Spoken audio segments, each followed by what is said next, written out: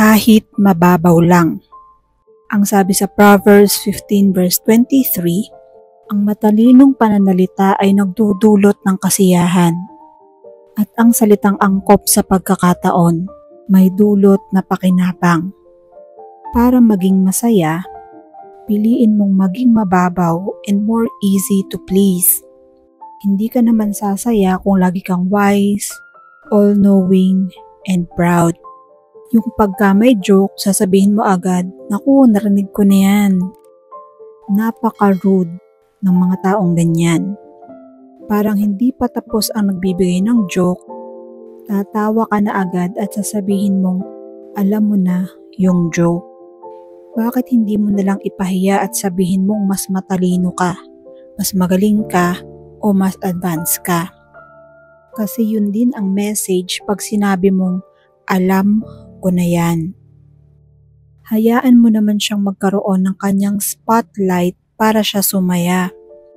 Kahit na medyo corny yung joke, at least, pinag-aaksayahan ka ng oras na pasayahin ng kausap mo. Magsaya-sayahan ka na lang at maya-maya, sasaya ka na rin. Huwag kang lagi na lang nagkikriticize. May pangit na sasabihin or merong better things to say.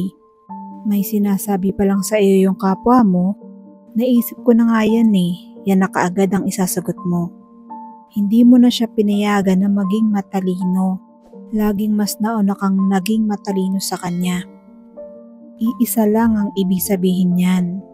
Wala nang maidadagdag na dunong ang ibang tao sa iyo dahil naisip mo na lahat bago pa man sila magsalita. Kadalasan yabang yan.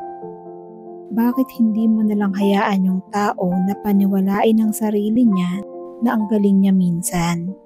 Ano naman ang mawawala sa iyo? Subukan mong magpasaya rin ng iba because in the process, sasaya ka rin. God bless us all.